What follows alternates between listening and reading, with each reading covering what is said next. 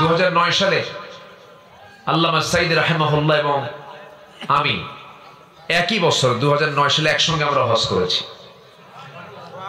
আরাফার ময়দানে একসঙ্গে ছিলাম। তো ওনাকে প্রশ্ন করা হলো, হুজুর দেশে তো ট্রাইব্যুনাল গঠন হচ্ছে, টিপাই মুখে বাঁধের আন্দোলন চলছে, পুরো ষড়যন্ত্র, আপনাকে মামলা দেবে, আপনাকে গ্রেফতার করবে, আপনি দেশেই থেকে যান, এই সৌদি আরব থেকে আপনার ফেরার দরকার নেই, আপনি রয়্যাল গেস্ট হয়ে এসেছেন, রাজকীয় মেহমান হয়ে এসেছেন, আপনার দরকার নাই যাওয়ার।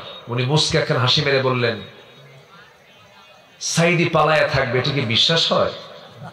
উনি নিজে বললেন, আল্লাহু আকবার বলবেন না? একজন ইমানদার পালায়া থাকবে, তো রাসূল শিখান নাই। উনি বলছেন, আমি বুক উঁচু করে আমার দেশে ফিরে যাব। উনি বুক উঁচু করে দেশে ফিরেছেন, হাসি মুখে জেল খেটেছেন, 13 বছর কারাবরণ করেছেন, কখনো হতাশায় তিনি ভোগেন নাই। আমরা কেউ পালাই নাই। আমাদেরকে যারা রাজাকার ট্যাগ দিয়েছিল, কেউ পাকিস্তান যায় নাই। আমরা শুধু হিন্দুস্তানের রাজাকার সব দিল্লি গিয়ে বসে আছে। আমরা কিন্তু ঠিকই আছি, আমরা কেউ যাই নাই, আমরা যাব না। কারণ এই দেশকে আমরা প্রাণ দিয়ে ভালোবাসি, জীবন দিয়ে ভালোবাসি। আমাদের আত্মীয় স্বজন দেশেই, সব বাইরে নাই। হ্যাঁ, আমরা বিয়ে শাদী, ছেলে মেয়ে যা কিছু সব দেশেই করি আমরা। ওরা তো দেশকে এমন ভালোবাসে, একটা আত্মীয় দেশে নাই, সব ইউরোপ আমেরিকা। ভালোবাসা শিখান না, দেশপ্রেম বুঝান আমাদের। ইসলামকে কতটুকু মানে গোড়ায় হাত দিলে টের পাওয়া যাবে। স্বামী এক ধর্ম পালন করবে, বউ আরেক ধর্ম পালন করবে, এটা কি ইসলাম মানে? ইসলাম কি এটা স্বীকার করে? স্বামী যদি খ্রিস্টান, স্বামী মুসলমান, বউ খ্রিস্টান, বাচ্চা হবে কি জানেন? খচ্চর। গাদার ঘোড়ার মিলনে যে বাচ্চা হয়, ওটার নাম কি? এইগুলো খচ্চর সব। অতএব খচ্চরদের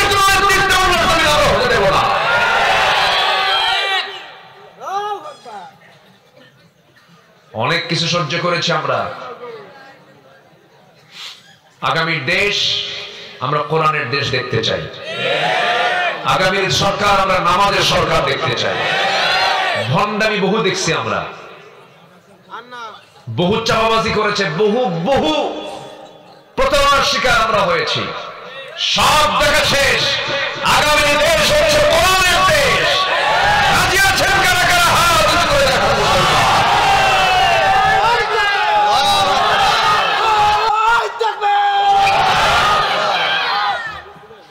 এই তাকবীরটাও দিতে দেয়নি আমাদের।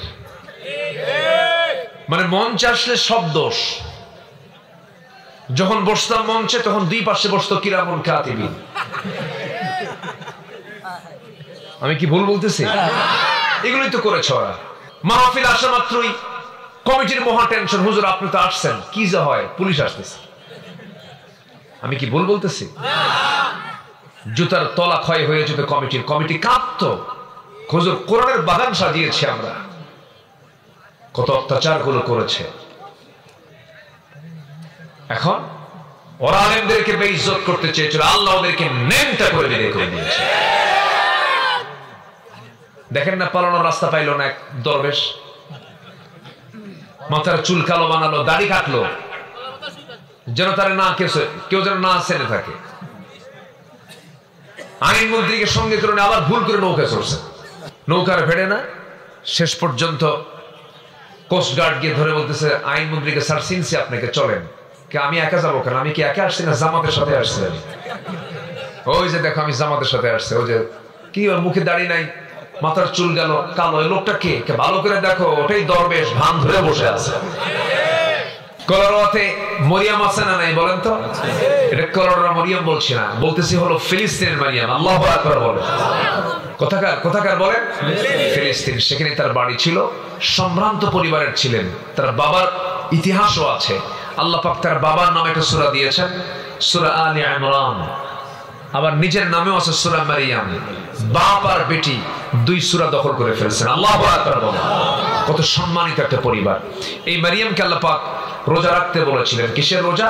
না কথা বলার রোজা। যখন তিনি তার সন্তানকে যখন প্রসব করলেন, সন্তান ডেলিভারি হয়ে গেল।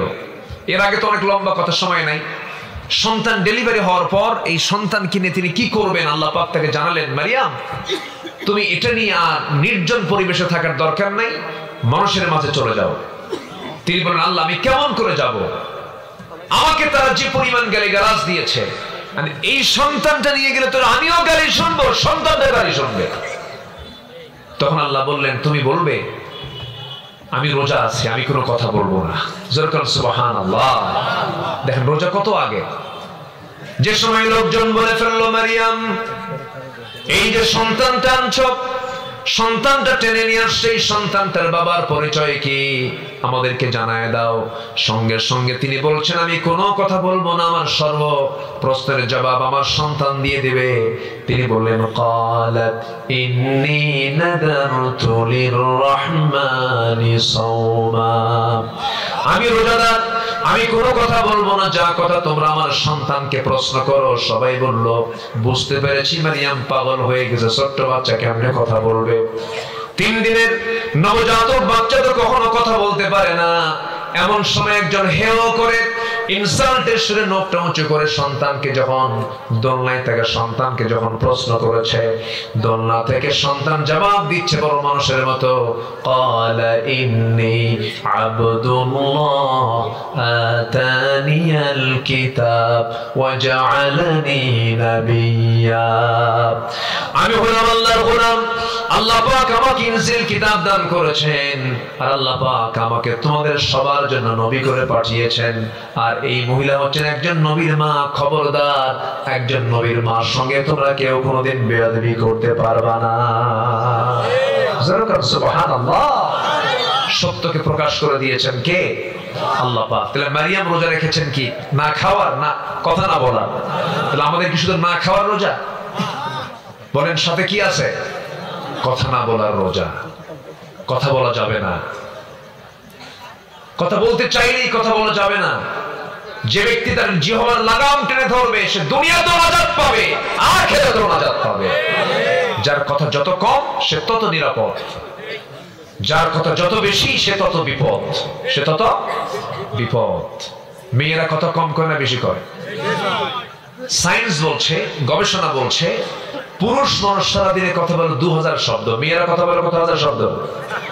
5000 শব্দ। কয় হাজার বেশি? 3000 বেশি। বেগুন কিনতে ভুল করছেন, শুধু বেগুন ভুল হয়ে গেছে কেন? পোকা, এটা আপনি খেয়াল করেন নাই। শুধু বাড়িতে বউ নিয়ে কোটাকুটি শুরু করছে, যদি দেখে পোকা বেগুন, ওই পোকা বেগুনের তফসিল হবে 1 টানা 3 ঘন্টা। কি চাচা ঠিক আছে? দেখেন ওনারটা আরো বেশি মনে হয়, যেভাবে করেছে বুঝলেন। আল্লাহ পাক মেয়েদের কেমন করে বানিয়েছেন। আর সেই বেশি কথা বলা লোক ছিল আমাদের ক্ষমতার মসনদে, বোঝেন নাই? ছাত্ররা বলল কোটা বাদ দেন, 53 বছর হয়ে গেছে, মেধার যাচাই করেন, কোটা বাদ দেন। জবাবে বলে ফেললেন, রাজাকারের নাতিপুতিরা চাকরি পাবে। কি কম কথা না বেশি কথা? বিনয় না অহংকার? বলেন বিনয় না অহংকার? অহংকার প্রথম, বেশি কথা প্রথম, বেশি কথা প্রথম। কেউ রোজা রাখলো বা না রাখলো এটা নিয়েও কোনো প্রশ্ন নাই। কে নামাজ পড়লো বা নামাজ না পড়লো এটা নিয়েও কোনো প্রশ্ন নাই। বরঞ্চ বিগত সময়ে যারা নামাজ পড়েছে, দিন মেনেছে, কোরআনকে মানার চেষ্টা করেছে, ইসলামী আন্দোলন যারা করেছে, বরঞ্চ তাদেরকে অপরাধী বানাইয়া জঙ্গিবাদের মামলা দিয়ে জেলখানায় ঢোকানো হয়েছে। এই সংকট থেকে আমরা একটু মুক্ত হতে পেরেছি। আল্লাহ তাআলা এই মুক্ত একটি পরিবেশ আমাদেরকে উপহার দিয়েছে। সম্পূর্ণ অবদান কার? আসতে বলবেন না কার? এত ক্রেডিট নেওয়া ভালো না। অনেকে বলে আমরাই তো ছিলাম। কে ছিল আর কে ছিল না, রাজপথে কার কতটুকু অবদান, জাতি আর অন্ধ নাই। জাতিকে অন্ধ আছে? জাতি কিন্তু অন্ধ নাই, জাতি কিন্তু সব বোঝে। এখন কোনো কিছু আড়াল করার সুযোগ নাই, ফাঁকিবাজির কোনো সুযোগ নাই। প্রযুক্তির সর্বোচ্চ ব্যবহার এখন চলছে, কোনো কিছু আড়াল থাকে না। পুলিশরা পারে নাই, কিন্তু পুলিশের সন্তানরা দেশকে মুক্ত করেছে। একদম টাইম বেঁধে দিয়েছে 45 মিনিট, ওরা পালায় নাই। আজকে যদি ওরা পালাতো এই মাহফিলে হতো না, হতো না মাহফিল। এটা আমি তো ভেবেছিলাম যুব সমাজ মনে হয় ধ্বংসের পথে, ডিভাইস আক্রান্ত, নেশায় আক্রান্ত। প্রায় দেশের ৬০ থেকে ৭০ লক্ষ যুব সমাজ মাদকাসক্ত। ভেবেছিলাম মনে হয় এরা শেষ হয়ে গেছে, না, জাতে মাতাল তারে ঠিক। আল্লাহু আকবার বলেন। আল্লাহ রাব্বুল আলামিন বলেন, ইল্লা তানফিরু ইউআযিবকুম আযাবান আলীমান ওয়া ইস্তাবদিল কওমান غيركم ولا تضروه شيئا জোরে বলুন আল্লাহু আকবার। তোমরা যদি পালাতে, এমন একটা জাতি তোমাদের উপরে চেপে বসতো যাদের কোনো ক্ষতি তোমরা করতে পারতে না। এই জন্য বিজয়ের জন্য শর্ত হলো পালিয়ে যাওয়া না সাহস, সামনে এগিয়ে যাওয়া। পালিয়ে যাওয়া না এগিয়ে যাওয়া। আমার বন্ধুগণ, আল্লাহর সাহায্যের সবচেয়ে বড় সাহায্য, জুলুম থেকে যুগে যুগে আল্লাহ বান্দাদেরকে হেফাজত করেছেন। নমরুদকে অটিস্টিক মশাদে বিদায় করেছেন, অকেজো মশাদে বিদায় করেছেন। ফেরাউনকে পানিতে চুবাইয়া বিদায় করেছেন। আবু জেহেলের মতো নেতাকে আল্লাহ রাব্বুল আলামিন নাবালক সন্তানের হাতে দুনিয়া থেকে বিদায় করে দিয়েছেন। আমার দেশেও যারা বিগত 16 বছর ছিল, এই সমস্ত জালিমকে আল্লাহ রাব্বুল আলামিন নিজ কুদরত সাহায্য দিয়ে আল্লাহ রাব্বুল আলামিন শেষ করে দিয়েছেন। ঠিক কি না? কেউ আছে? খুঁজে তো পাওয়া যাচ্ছে না, সব ফেরেশতা হয়ে গেছে। আমাকে এই সাতক্ষীরায় আসতে দেয়নি। এই সাতক্ষীরাতে বহুদিন পর আমাকে মাঝখানে বহুদিন আসতে দেয়নি ফেরেশতারা। ফেরেশতা কেন বললাম? ফেরেশতা চোখে দেখা যায় না, এদেরকেও দেখা যাচ্ছে না। নাই তো, কোথায় যে গেছে আর খুঁজে পাওয়া যাচ্ছে না। আমরা তো কেউ পালাই নাই। আমাদের প্রতি যত অত্যাচার করা হয়েছে, কেউ কি আমরা পালাইছি?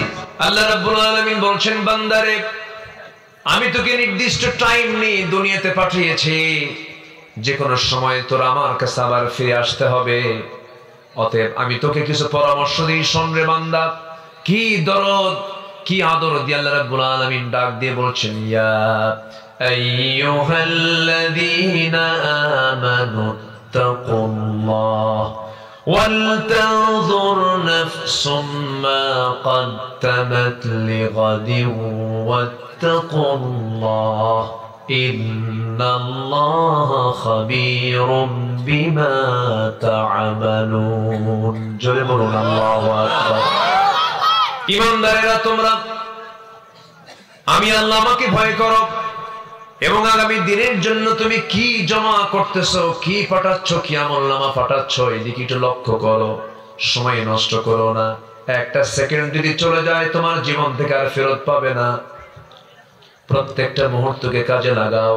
আর সাবধান, আমি আল্লাহ, আমাকে ভয় করো, আর তুমি যা করো সব খবর কিন্তু আমার কাছে আছে। কে বলছেন? আল্লাহ বলছেন, আমাকে ভয় করো।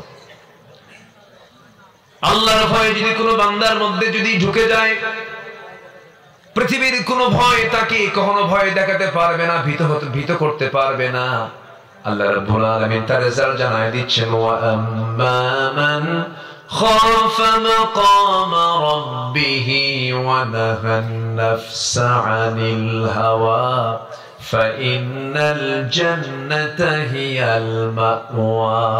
জোরে বলুন আল্লাহু আকবার। যার দিলের মাকামে আল্লাহর ভয়টা জাগ্রত হয়ে যাবে, তার ঠিকানা জান্নাতে মাওয়া হয়ে যাবে। এই জন্য এই দিলের মধ্যে কোনো ভয় স্থান দেওয়া যাবে না, একমাত্র কার ভয় ছাড়া? কার ভয় ছাড়া? আল্লাহর ভয় ছাড়া। আল্লাহ রাব্বুল আলামিন বলছেন, বান্দারে দিন শেষে বন্ধু তো কেউ না, তুই কাকে বন্ধু বানা? সব তো হেরে যাবে। বউ তো আপন নয়, সন্তান তো আপন নয়, ছেলে মেয়ে তো আপন নয়, এই পৃথিবীর বাপ মাও তো আপন নয়। পৃথিবীতে আপনজন বলতে আমরা যাদেরকে ভাবি মূলত কেউ আপন নয়। আপন যদি একজন তিনি থেকে যাবেন, তিনি আমার কে? বলুন, তিনি আমার কে? আল্লাহ রাব্বুল আলামিন বলেন, হুয়াল আউয়ালু ওয়াল আখিরু ওয়াল-যাহিরু ওয়াল বাতিন ওয়া হুয়া আলা কুল্লি শাইইন কাদির। জোরে বলুন আল্লাহু আকবার। তিনি প্রথম, তিনি শেষ, তিনি প্রকাশ্য, তিনি গোপন। তার কাছে আমরা ফিরে যাব। সে আল্লাহ তাআলা যে হুকুমগুলো করেছেন সেই হুকুমগুলো আমরা মানার চেষ্টা করব। জোরে বলি ইনশাআল্লাহ। বিশেষ করে ফরজ হুকুম। কি হুকুম বলেন? আমার দেশে ফরজ নিয়ে মারামারি লাগে না নফল নিয়ে মারামারি লাগে? ফরজ নিয়ে না নফল নিয়ে? নফল নিয়ে মারামারি লাগে। এই যে তারাবি আসতেছে, গতি হবে। কলরাওতে কিন্তু কিছু আহলে হাদিসের ভাইরাও আছে, আছেন কিনা বলেন? আছেন। আচ্ছা, তারপরে আহলে আহনাফ যারা তারাও আছেন। নামাজ, তারাবির নামাজ আপনি 8 রাকাত পড়েন, 20 রাকাত পড়েন, এটা তো কোনো বিষয় না, এটা কোনো সাবজেক্ট না। আপনি নাভিতে হাত বাঁধেন অথবা বুকে হাত বাঁধেন, এটাও কোনো সাবজেক্ট না। আপনি আমিন আসতে বলেন, জোরে বলেন, এটাও কোনো বিষয় না। নামাজ হচ্ছে কিনা, জাতি নামাজ পড়ে কিনা, কত পার্সেন্ট নামাজ পড়ে, এটার হিসাব আগে করেন। আমার নবীজি বুকেও হাত বেঁধেছেন, নাভিতেও হাত বেঁধেছেন, হাত ছেড়ে দিয়েও নামাজ পড়েছেন। এটা সৌন্দর্য এটা। কিন্তু এটা হলে এটা হবে না, এটা হলে এটা হবে না, এটা হারাম, ওটা হারাম। এক বেচারি নামাজ পড়তে নিয়ে বেকায়দায় পড়ে গেছে। একজন বলছে যে নাভিতে হাত বাঁধা যাবে না, আরেকজন বলছে বুকে হাত বাঁধা যাবে না। এখন হাত বাঁধবে কই? আল্লাহু আকবার, কপালে। হাত নিয়ে গেছে কোথায়? কপালে। তাহলে আপনার ফতুয়ার ঠেলায় যদি হাত কপালে যায়, তাহলে এই ফতুয়া দেওয়ার দরকার থেকে বলে। আমি কি ভুল বলতেছি ভাই? ভুল বলতেছি? আমরা ইসলামকে নিয়ে এত টানাটানি করতেছি কেন? এক বুড়ো চাচা পায়জামা বানাইছে, তো টেইলার্স পায়জামাটা একটু লম্বা করে দিয়েছে, গিরার নিচে চলে গেছে। তো বুড়িকে যাওয়ার সময় বাড়ি থেকে বের হওয়ার সময় বলছে, দেখো টেইলার্স তো আমার পায়জামাটা একটু বেশি লম্বা করে দিয়েছে, তুমি একটু কেচি দিয়ে কেটে 1 ইঞ্চি একটু ছোট করে রাখো। তো মুরব্বীর আবার খুব রাখতো। তো এই কথাটা শুধু বুড়ি শুনে নাই, ছেলে বউ শুনছে, নিজের মেয়ে শুনছে। মোট শুনছে কয়জন? 3 জন। প্রথমে কেচি দিয়ে বুড়ি কাটছে, মানে বউটা কাটছে 1 ইঞ্চি। তো বউমা মনে করছে, ছেলে বউ মনে করছে, শ্বশুর তো যদি এসে খেপে যায়, তো আমার শাশুড়ি এটা কাটলো কিনা, পাজামাটা আমি একটু ঠিক করি। আবার কেচি দিয়ে উনি আবার 1 ইঞ্চি ছোট করছে। 2 জনের কাটা শেষ। এখন মেয়ে ভাবতেছে, আমার আম্মা তো বয়স্ক মানুষ, কাটলো কিনা জানি না, তো আব্বাতে সে খুব রাগারাগি করবে। এই অনুমান করে সে আবার আরো 1 ইঞ্চি কাটছে। কাটতে হবে 1 ইঞ্চি, কাটছে কয় ইঞ্চি? 3 ইঞ্চি। বাড়িতে এসে এখন পায়জামা পড়বে, দেখে যে ফুল প্যান্টও না, হাফ প্যান্টও না। কি আমার কথা কি বুঝতেছেন? তো আমরা ইসলাম নিয়ে এত টানাটানি করতেছি, শেষে তো কিছুই থাকে না। আমরা আলিয়া বুঝি না, আমরা কওমি বুঝি না, আমরা গোল টুপি লম্বা টুপি বুঝি না। আমরা বুঝি আমাদের কালিমা হচ্ছে লা ইলাহা। এক কালিমার ভিত্তিতে আমরা এক হব। জোরে বলি ইনশাআল্লাহ। তাআলাউ ইলা কালিমাতিন সাওয়াইন বাইনানা ওয়া বাইনাকুম। আল্লাহু আকবার বলো। আমি মাইকে একটু জোরে বললি কেমন যেন একটা আওয়াজ হয়, একটু ঠিক করেন না। জোরে আওয়াজ দিলে এরকম হয় কেন? আমি তো নিজের কথা নিজেই বুঝি না। ইকো দরকার নাই। সম্মানিত ভাইরা, সুদ হারাম, যাকাত ফরজ, এটা নিয়ে কথা বলেন। কি আমার সমাজে কি সুদ চালু না যাকাত চালু? সুদটা প্রতিষ্ঠিত, যাকাতটা অতিরিক্ত। যাকাত কি অতিরিক্ত, না দিলেও কেউ কোনো প্রশ্ন করে না। কিন্তু ট্যাক্স না দিলে বলেন আছে কিনা বলেন? সুদ না দিলে কি খবর আছে না নেই বলেন তো? ব্যাংক থেকে আপনি ঋণ করেছেন, সুদ দিতেই হবে, বাধ্য আপনি। কিন্তু যাকাত কিন্তু চালু নাই, সুদ চালু আছে। বিয়েটাকে আজকে কঠিন করা হয়েছে। বিয়ে, মেয়েদের বিয়ের বয়স কত বলেন? বলেন কত বছর? আর একটা মেয়ের যৌবন আমার দেশে আসে কত বছরে বলেন? বলেন কত? 12 বছর। আজকের যে সামাজিক চিত্রটা, আমি বলছি না বাল্য বিবাহের পক্ষে আমি কথা বলছি না, কিন্তু এই যে বিশাল বড় মানবাধিকার কর্মীরা কথাগুলো বলেন, মাঝে মাঝে দেখা যায় 12 বছরের 13 বছরের একটা ছোট্ট মেয়ে আমরা মনে করছি, কিন্তু সে তো বড় হয়ে গেছে। সে বন্ধু চিনে, বয়ফ্রেন্ড চিনে, 3 দিন 4 দিন নিখোঁজ হয়ে যায়। এই ব্যাপারে ইসলামের বক্তব্য আছে না নাই? আস্তে বলবেন না, আছে না নাই? মানে 18 আগে বিয়ে হবে না, কিন্তু 12-13 বছর বয়সে বের হওয়া যাবে, বের হয়ে চলে যাওয়া যাবে। আমি কি ভুল বলছি ভাই? এগুলো কথাগুলো কি ভুল বলতেছি আমি? যৌবন আসে 12-তে, আর বিয়ের শর্ত দিছে কত বছরে? 18। এই 6 বছর কি করবে?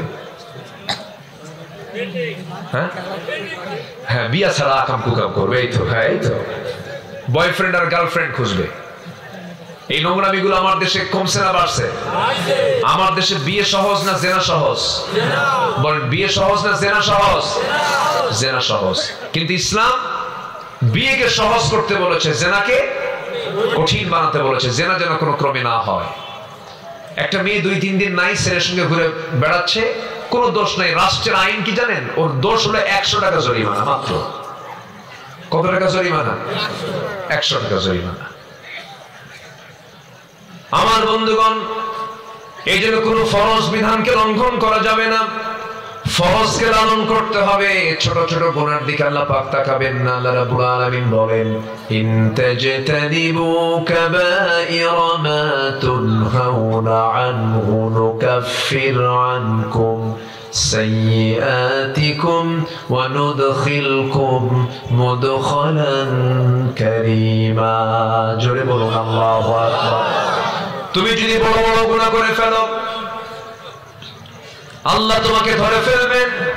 কিন্তু তুমি যদি বড় বড় গুনাহগুলোকে যদি গুটিয়ে রেখে, গুনাহ না করে যদি ছোট ছোট যদি কিছু গুনাহ করে ফেলো, আল্লাহ রাব্বুল আলামিন বলছেন, আমি আল্লাহ রাব্বুল আলামিনের ছোট গুনার দিকে না তাকায়া আমি আল্লাহ তোমার সমস্ত গুনাহগুলোকে মাফ করে জান্নাতের মতো জায়গায় তোমাকে স্থান করে দেব। চ্যালেঞ্জ হচ্ছে, কবিরা কোনো গুনাহ করা যাবে না, কবিরা কোনো গুনার কাছে যাওয়া যাবে না। এটা হচ্ছে সবচেয়ে বড় চ্যালেঞ্জ। আর যে কবিরা গুনাহ ছাড়তে পারবে সে হচ্ছে মুত্তাকি। সে কি বলেন তো? যে ব্যক্তি রোজা রাখবে, সে রোজার ফলাফল কি হওয়া? মুত্তাকি হয়ে যাওয়া। আমরা মুত্তাকি হব, জোরে বলি ইনশাআল্লাহ। আমি যে বিষয়ে ইঙ্গিত দিতে চাচ্ছি আমার আজকের আলোচনার মধ্যে, সেটা হলো একটা গুণ আজকে আমরা শিখে যাব, একটা গুণ আমরা অর্জন করার সিদ্ধান্ত নেবে, সেটা হলো তাকওয়ার গুণ। কিসের গুণ বলেন তো? যে তাকওয়ার গুণ অর্জন করবে তাকে মুত্তাকি বলে। তাকে কি বলে? মুত্তাকি বলে। মুত্তাকি কাকে বলে? মুত্তাকি তাকেই বলে যে সকল প্রকার হারাম থেকে নিজেকে গুটিয়ে রেখে হালাল পথে যে বান্দা নিজেকে প্রতিষ্ঠিত করে তাকেই বলে মুত্তাকি। জোরে বলেন সুবহানাল্লাহ। আমার সমাজে, আমাদের সমাজে আজকে হারাম বেশি না হালাল বেশি? বলেন, হালাল বেশি না হারাম বেশি? হারামটা বেশি। হারামের ছড়াছড়ি আজকে। আমার বন্ধুগণ, আল্লাহ রাব্বুল আলামিন সেজন্য সুন্দর করে বলছেন, ইয়া আইয়ুহাল্লাযীনা আমানু কুতিবা আলাইকুমুস সিয়াম কামা কুতিবা আলাল্লাযীনা মিন ক্বাবলিকুম লাআল্লাকুম তাত্তাকুন। জোরে বলুন আল্লাহু আকবার। আয়াতটা কি মানে নতুন মনে হয় না পুরাতন মনে হয়? পুরাতন না? সবার কাছে কি এরকম নতুন মনে হচ্ছে নাকি? খুব কমন আয়াত। আনকমন না কমন? কমন। সবার কাছে এটা কমন আয়াত। এই আয়াতটা আমরা সারা জীবন বহুবার শুনেছি, কিন্তু এই আয়াতের যদি শুধু একটা আয়াতের যদি আজকে প্রতিফলন থাকতো, সমাজের চিত্র আজকে এমনটা হতো না। আল্লাহ সুন্দর করে বলছেন, তোমাদের জন্য আমি আল্লাহ রাব্বুল আলামিন রমজানের সিয়ামকে ফরজ করে দিয়েছি। আল্লাহ পাক এখানে ফরজ শব্দ বলেন নাই, কুতিবা আলাইকুমুস সিয়াম লিখিত আকারে পাশ করেছি, ফরিদা বলেন নাই। আইন দু প্রকার, দলিল দু প্রকার, একটা হচ্ছে মৌখিক দলিল আর একটা হচ্ছে লিখিত দলিল। আপনাকে কেউ মৌখিক দলিল করে দিল, এটা মজবুত হবে না, লিখিত দলিলটা মজবুত হবে। মানে কি দলিল মজবুত হবে? লিখিত দলিলটা মজবুত হবে। আল্লাহ পাক রোজাকে লিখিত আকারে পাশ করেছেন। জোরে বলেন সুবহানাল্লাহ। এই রোজাকে ফরজ করে দিয়েছি তোমাদের জন্য, কামা কুতিবা আলাল্লাযীনা মিন ক্বাবলিকুম, যেমন করে আমি আগের লোকদের উপর আমি রোজাটাকে ফরজ করেছিলাম, তাহলে এখন বলুন রোজা কি শুধু এই উম্মতের জন্য ফরজ না আগের উম্মতদের জন্য ফরজ? আগের উম্মতদের জন্য ফরজ ছিল। আল্লাহ পাক এই হুকুমটা দিয়েছেন কেন? এই হুকুমের ফলাফল হলো এই হুকুমকে যারা ফলো করবে তারা জান্নাতে যাওয়ার সবচেয়ে বড় গুণ মুত্তাকি হতে পারবে। জোরে বলি সুবহানাল্লাহ। বিড়ি খাওয়া এটা একটা বদনেশা, এটা হঠাৎ করে ছাড়াও যায় না, হঠাৎ করে ছাড়াও যায় না। আশপাশ শুনি তো, দেখি তো, বুড়া হয়ে গেছে ছাড়তে পারে না। কিন্তু রমজানকে যদি প্ল্যান করে রমজানের রোজা রাখবো, বিড়ি খাবো না, একটানা 30 দিন যদি প্র্যাকটিসটা করে, তাহলে বলুন তো এই মাসটা কি বদভ্যাস ছাড়ার জন্য একটা যথেষ্ট মাধ্যম হতে পারে না? পারে। কিন্তু কি করে জানেন? সারাদিন রোজা ঠিকই থাকে, শেষ রাত্রি সেহরি খায়, নামাজ পড়ে, জোহর আসর মাগরিব মসজিদে চলে যায়, ইফতার করি বুড়া চাচা বুড়িকে ফাঁকি দেয়। আবার হাজি সাহেব তো বুড়িকে ফাঁকি দেয় করে কি, ওই চৌমাথা তেমাথা ত্রিমোহনীর মোড়ে কিছু দোকানদার আছে, ওই দোকানদারের ভিতরে চলে যায়, দোকানের ভিতরে চলে গিয়ে এদিক সেদিক তাকা, আমি তো হাজি মানুষ, দেখলো কিনা কেউ। এবার দোকানদারকে বলে আস্তে আস্তে করে চোখটি মেরে বলে, দে তো, সারাদিন রোজা ছিলাম, এক বিড়ির টান দিয়া খাইয়া বলে সারাদিন খাই নাই, আরেকটা দে, কাজা সহ আদায় করি। আসবো নাই, নাই মনে হয় নাই, আসতে বলবেন না, আছে না নাই? কি রোজা রাখলেন আপনি? বলুন তো এই জাতি ভাত বেশি খায় না বিড়ি বেশি খায়? আলহামদুলিল্লাহ। কি কবেন বলেন? অনেকে বলে হুজুর বিড়ি খাওয়া কি? তখন আমি কই বিড়ি খাওয়ার দোয়া কি কও? আমাদের মাঝে মাঝে প্রশ্ন আসে, হুজুর বিড়ি খাওয়া কি জায়েজ আছে? এরকম যদি তখন আমি উল্টা বলি যে বিড়ি খাওয়ার দোয়াটা কি বলেন আপনি? দোয়া আছে? আসতে কারণ বিড়ি খাওয়ার কোনো দোয়া পৃথিবীর কেউ বলতে পারবে? দোয়া আছে। যেই কাজের দোয়া নেই সেই কাজ কি কোনোদিন বৈধ হতে পারে? হতে পারে না। খাবেন কেন? রমজানকে আমরা মাথায় নিয়ে এগুলোকে বাদ দেবো। জোরে বলি ইনশাআল্লাহ, আর জোরে বলি ইনশাআল্লাহ। পান খান, পান খেতে সমস্যা নাই তো, পানের রস ভালো, পানের রস আপনার জন্য খুব ভালো, পেটের জন্য ভালো, কিন্তু পানের সাথে আবার হাকিমপুরি রহমতুল্লাহ আলাইহি কেন? কি কথা আছে না? আছে না? ভাবতেছেন আমি কাউকে বাদ দেব? কাউকে বাদ দেইনি। ডাইরেক্ট খান আর পুড়ে খান, নেশা নেশা। পৃথিবীর কোন ডাক্তার নেশাকে জায়েজ বলে না, আল্লাহ এটাকে জায়েজ বলতে পারেন না। আল্লাহ জায়েজ বলেননি, ওয়ালা তুলকু বিআইদিকুম ইলা তাহলুকা, নিজকে ধ্বংসের দিকে ঠেলে দেওয়া যাবে না। আপনি পাপ করবেন, পাপ আপনাকে ঘেরাও করবে। দেখেন বিড়ি খায়, ওর ঠোঁট বলে দেয় কি খোর, আস্তে কয় কি খোর বলেন। আপনি মদ খাবেন, চোখ আপনাকে বলে দেবে আপনি মদখোর। আপনি গাঁজা খাবেন, ঠোঁট বলে দেবে, দাড়ি মোজ বলে দেবে আপনি গাঁজাখোর। বিড়িখোরের চেহারা একরকম হয়, গাঁজাখোরের চেহারা আরেক রকম হয়, মদখোরের চেহারা আরেক রকম হয়। যে পাপ করবে পাপ তাকে ঘেরাও করে ফেলবে, গুনাহ করবেন গুনাহ আপনাকে অ্যাটাক করে ফেলবে। এজন্য আমার বন্ধুগণ, সবচেয়ে বড় তাকওয়া হলো নিজের জীবনকে সম্পূর্ণ গুনাহমুক্ত রাখার চেষ্টা করা, পাপের দিকে না যাওয়া, গুনাহের দিকে না যাওয়া। আল্লাহ রাব্বুল আলামিন বলছেন, বান্দা আমি তোকে ট্রেনিং এর জন্য দিয়েছি, রমজান মাসটা 30 দিন কাজে লাগা, সুন্দর করে তারাবির নামাজটা পড়, রাতের কিয়ামটা কর, দিনের সিয়ামটা কর। ওয়ামান সামা ওয়ান কামা, যে ব্যক্তি দিনের রোজা এবং রাতের বেলা দাঁড়ায় দাঁড়ায় সিজদা দেবে, রুকু দেবে, আল্লাহ বলছেন যদি সেটা অ্যাকচুয়ালি ইহতিসাবের সাথে হয়, আমি আল্লাহ রাব্বুল আলামিন তার আগের পরের সমস্ত গুনাহগুলোকে আমি আল্লাহ মাফ করে দেব। জোরে বলে সুবহানাল্লাহ। আমার বন্ধুগণ, এই সিয়ামের মধ্য দিয়ে জীবনটাকে সুন্দর করে সাজায় নিতে হবে আমাকে আপনাকে। সাহাবে কেরাম মাত্র 16টা রোজা রেখে তারা তাকওয়ার গুণ অর্জন করেছিলেন। তারা এক একজন বীর মুজাহিদের ভূমিকা পালন করেছেন মাত্র 16টা রোজা রেখে। তারা মদিনায় হিজরত করলেন। যখন হিজরতের মাত্র একটা বছর পরেই রোজা ফরজ হয়ে যায়। দ্বিতীয় হিজরিতে আমার নবী যখন মক্কা থেকে মদিনায় চলে গেলেন, আল্লাহ পাক সিয়ামকে ফরজ করে দিলেন।